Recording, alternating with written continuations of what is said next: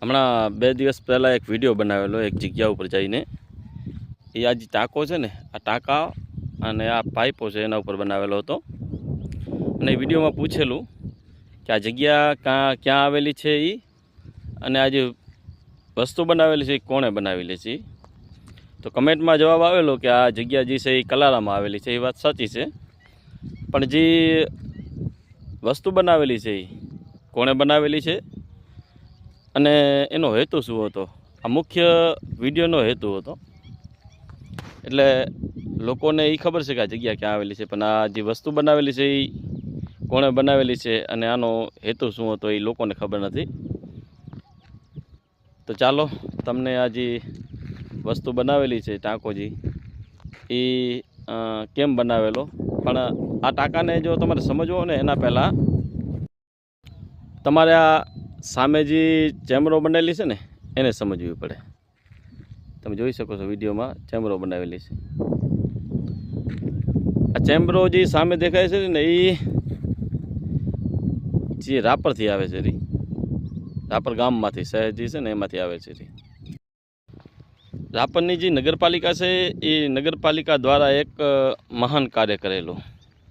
એ મહાન કાર્ય આપણા સૌને ખબર છે, પણ એ મહાન કાર્ય એ છે કે રાપરની અંદર ગટર વ્યવસ્થા બનાવેલી છે.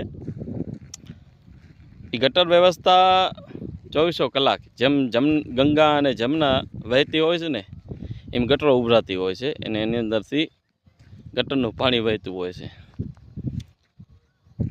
એ જે ગટર વ્યવસ્થા છે ને એ ગટર વ્યવસ્થા સામેથી રાપર તરફ આવી રહી છે અને અહીંયા આવીને પૂર્ણ થઈ જાય છે. જે રાપરની ગટર વ્યવસ્થા છે ને અહીંયા આવીને પૂર્ણ થઈ જાય છે. મજાની વાત હવે ચાલુ થાય છે કે જે આ ટાંકો બનાવેલો છે આ જે ટાંકો બનાવેલો છે ને એ આખા રાપરની જે ગટર વ્યવસ્થા છે એ ગટર વ્યવસ્થાનું જે ખરાબ પાણી આવે છે, ગટરનું પાણી, એ ગટરના પાણીને ફિલ્ટર કરવા માટે આ ટાંકો બનાવેલો છે.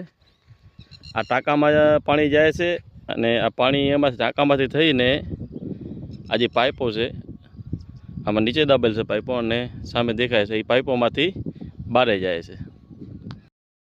આ જે ગટર વ્યવસ્થાનો જે ફિલ્ટરનો પ્લાન હતો ને એ ક્યારનો ફેલ થઈ ગયો છે.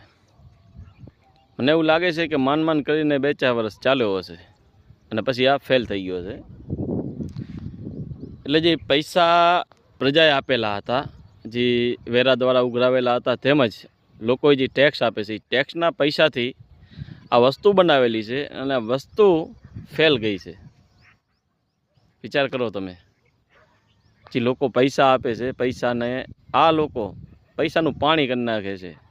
સોરી પૈસાનું પાણી નહીં, પૈસાનું ગટર કરી નાખે છે. જે લોકો મજૂરી કરીને પોતાના પૈસા આપે છે બિચારા, અને અન્ય લોકો બધાએ પોતપોતાનો ધંધા વ્યવસ્થા કરીને પૈસા ટેક્સ પે કરે છે, એ પૈસાનું કામ ફેલ. વિચાર કરો તમે. એટલે આની અંદર જે ઇન્જિનિયરો અથવા તેમજ રાપર નગરપાલિકાના કાઉન્સિલો હોય અથવા પ્રમુખો હોય, કોઈ પણ હોય, વ્યક્તિ જરાય નહીં વિચાર્યું હોય. ક્યાંથી વિચાર આવે? પોતાના ગીચામાંથી તો પૈસા જતા નહોતા. ફેલ થાય તો આપણા બાપનું શું? એટલે કહેવાનો મતલબ કે આજે તમારા પૈસા છે ને, ટેક્સના પૈસા એ તમે પે કર્યા છે, એમને આપ્યા છે, એ પૈસાને આમને ગટરોમાં નાખી દીધા, પણ સુવિધાઓ ન મળી. લોકોને સુવિધા ન મળી,